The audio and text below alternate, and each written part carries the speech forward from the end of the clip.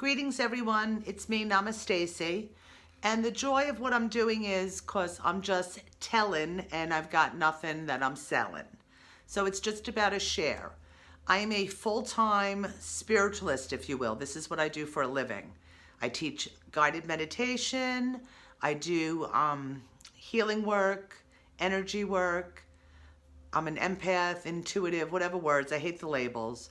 But my whole entire intention is to share because everybody's going through something. And if you could share what you know, like Maya Angelou, when you give, when you learn, teach. So I just wanted to open up the space to share with you. So I wanted to talk today about going from self-conscious to self-realized. A lot of people walking around very self-conscious. What do I say? How do I look? How would I put this? Am I being judged? And nobody's really paying attention to you at all. It's a burden and it's exhausting scripting every moment of your life to try to gain affection, intention, friendships, numbers. Whatever the game you're playing, it's not ever going to work or fulfill you.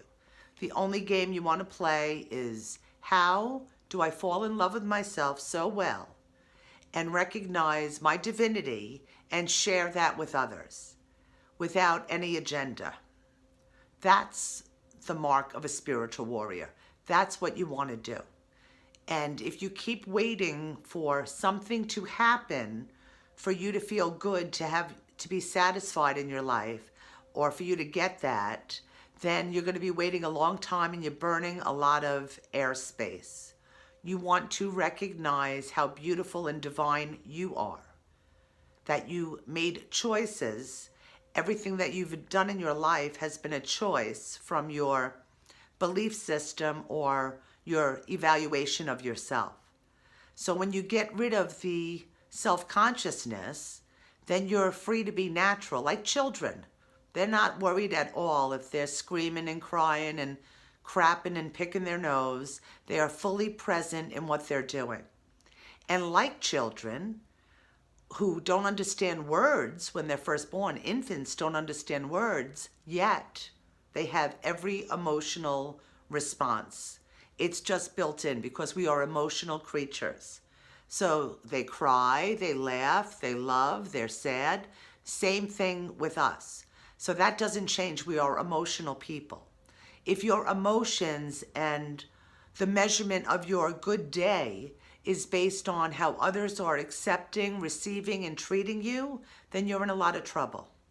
I have never, ever been self-conscious. Ever. I mean, just never. Because I'm not interested in anybody else's valuation of me. I'm really interested in mine. And when you come from a life, when you're grown and living, and you come from experiences like burying your mother and your father and going through a lot of horrific situations in your life, and in all that, you still remain kind and loving and light and open, and your intention is to evolve, how would you not be amazing to that person? So don't allow life to make you coil in. Allow life to expand you. You want to expand your consciousness. I'm not saying to sit on a hill all day in, meditation, because that's not reality. And the beauty of the meditation is just this, to recognize, what am I giving all my thought traffic to? What am I focusing on? Where do my thoughts go? Where does my belief system go? One of my favorite Rumi lines in a poem, the pot drips what's in it. Meaning, whatever is in you is what's going to come out. So happy people, if you're having a good time and everything's working well, then you get to see that. If the shit goes down, let's see who you really are. That's what it's all about. It's recognizing yourself. You don't have to recognize anybody else's. And when you understand that, you take all that self-consciousness off you and be like, hey, this is my life. I chose this. And know that 50% will love you and 50% won't. Imagine this. Here I am sharing this out of love, because that's what I am. The pot drips what's in it. And imagine people putting thumbs down. Ooh, hoo, boo, boo. How sad and shame on you. Imagine if I was interested in that. I'm choosing to put myself in a vulnerable space because it's not vulnerable for me, because I'm wide awake to who I am and my intention behind it. So suspicious people will be suspicious, loving people will be loving, and all of it doesn't really matter. What matters is how I am with me, how I think, and then my actions applied to my thought. So self-conscious, not for a moment. I will sing in aisle 7 at Stop and Shop. I will cry there if I need to. I am experiencing life, and I'm also going to be available to anyone that needs my help. If I'm full and able to, of course. Because once you love yourself and recognize we're part of it all, then that's what you're going to shower on everybody else. So my verbiage is always this: because I love myself, I treat myself well, I make time for me. I take days off, because what I do full time is sessions. This is my full-time purpose and job, and I love it. It's what I'm about. But there's days I need a party of one. I need to lay down and watch Seinfeld and just be, balanced. It can't be all the service. It has to be the balance. So when you recognize what you're worth and your divinity, all your relationships will change right then, because there'll be no desperation or need from anybody else outside. It'll be completely self-contained. My being is my sustenance, and from that, I am to fulfill myself. Nobody's going to do for me what I need to do for me. People could tell you, oh my God, look how beautiful and amazing and kind, and that's wonderful, and thank you so much. But they could also tell you, look how horrendous, awful, and miserable. Thank you so much. And it's all going to be from the mood of the moment. If people wake up gorgeous and loving, they're going to be that way towards you. So you need to be that way towards yourself. And then owning that, being in full ownership of your responsibility to self-sustain, then from that space, you're going to recognize yourself in every way you go. This is what it's all about. Like I always say, 4 compartments of your life: health, wealth, love, and purpose. So your purpose is to be happy now. Your health is based on your belief system and your deservitude. Your wealth, the same thing, because life is the supply. It doesn't come from my students that are coming in 2 hours. That's a channel for my abundance to come to me. But it's really from source, from God, from the sacred, whatever you call the Most High. And that doesn't matter. What matters is how you interpret you and your actions and how you feel about yourself. And from that beauty, to drip that on everyone. That is what it's all about. So self-conscious, try to rid yourself of that immediately. Self-aware, absolutely.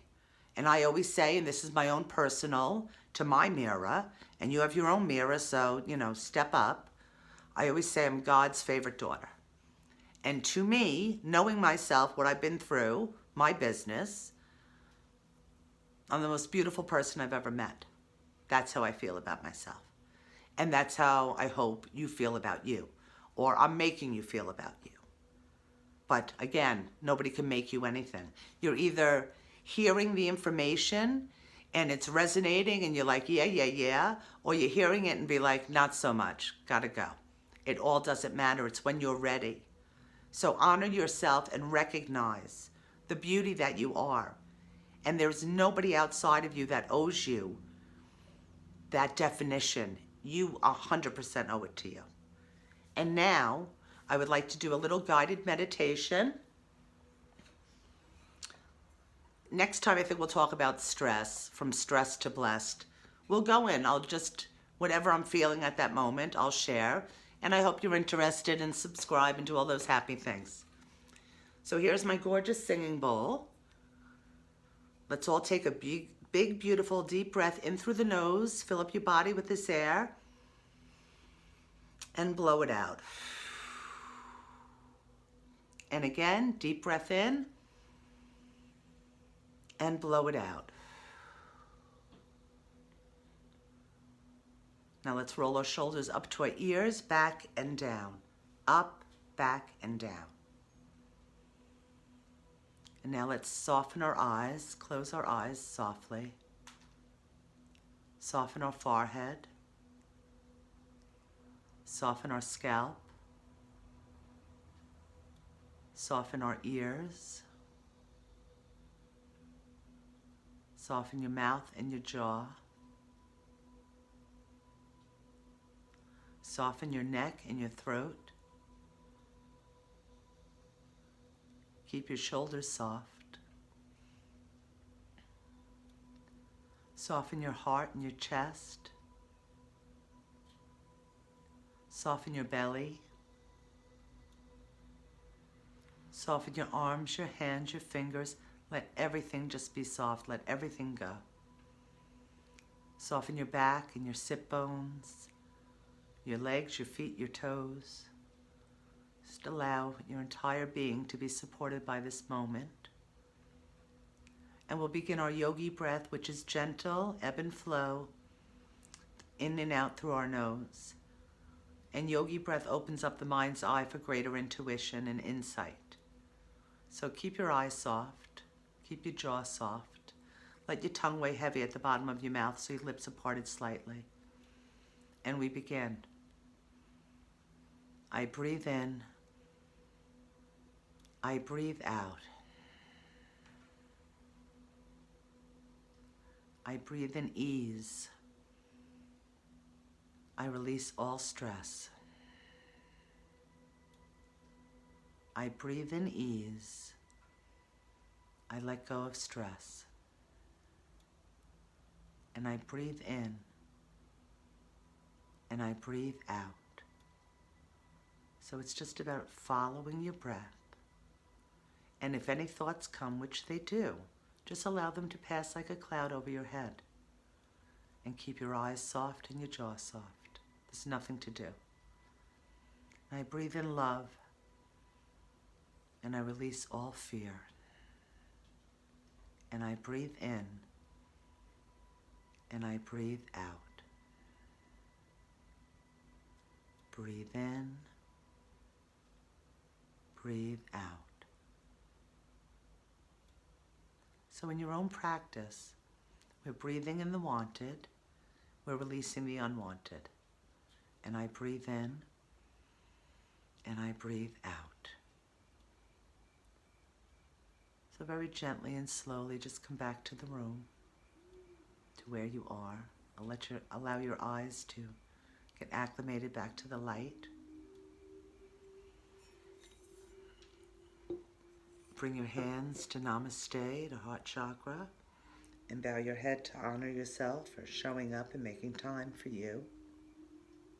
Bring your head back to center and take a big deep breath in and raise your hands and your eyes. And then open your hands back to back and push away any stress, worry, doubt. Let it all go. Push it all the way down. And then bring back, scoop back all the love and light right back to Namaste. And the spirit in me honors the spirit in you. It's about being present and mindful.